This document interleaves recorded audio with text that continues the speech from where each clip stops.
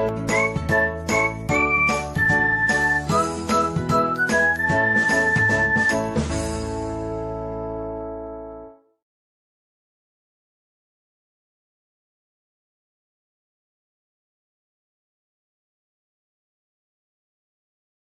dear student. I am your English teacher, and today we are going to continue the same story. Yesterday, I taught Mowgli finds his families. So, at last, where we were on the page number 27. At last, and mother Wolf's neck bristles lifted as the time came. Father Wolf pushed Mowgli the frog. Father Wolf mostly think about Mowgli like a frog because he jumped here and there. So he think Mowgli just like as a frog. As they called him into the center where he sat laughing with the cubs and playing with some pebbles and glistened in the moonlight. Mowgli was playing with the cub of Wolf, and he was laughing and he was shining in the moonlight, playing with some pebbles that glistened in the moonlight. He was shining in the moonlight and he was laughing and he was playing with the pebbles and with the kids of Wolf. Now come on the next page. Akela never raised his head from his paws. Akela never raised his head from his paws, but went on with the monotonous cry. Look well, a muffled roar came up from behind the rock. Suddenly a voice comes from behind the Akela. A muffled roar came up from behind the rocks. The voice of Sher Khan. It was the voice of Sher Khan. What voice? The voice came behind the Akela. The voice of the Sher Khan crying. He was crying. The cub is mine. He said, the cub is mine. Whose cub? He was talking about the Mowgli. Mowgli is mine. Give him to me. Give him to me. What have the free pupil to do with a man's cub? What you are doing with a free pupil? It is mine. Give me Mowgli. Akela never even twitched his ears. All he said was, look well, O wolves.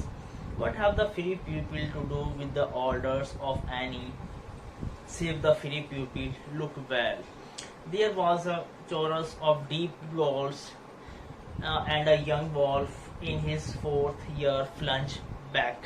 Sher Khan's question to Akela.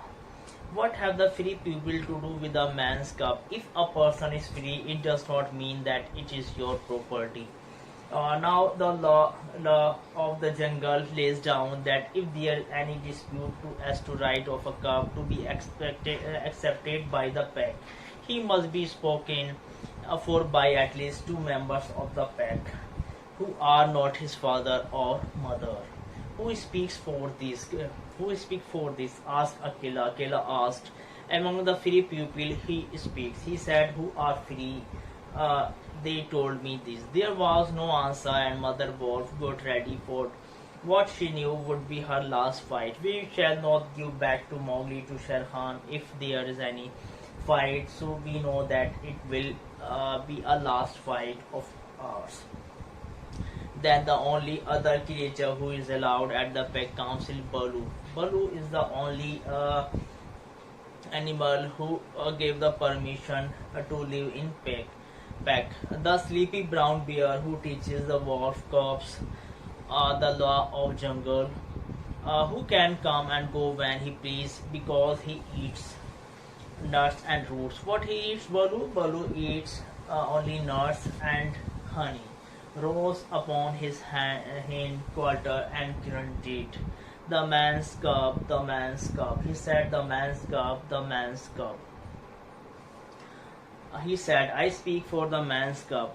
He said, I'm talking about the man's cub. There is no harm in man's cub. He said, there is no harm if we will keep the Mowgli here in jungle. So we do not have any type of harm.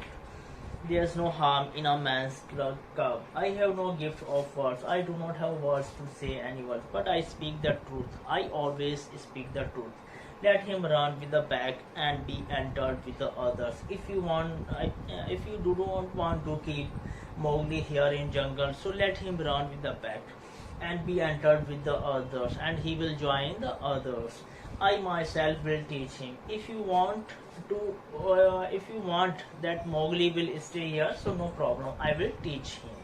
Okay, my dear student, we shall continue this story on tomorrow. Till then, bye bye. Have an amazing day.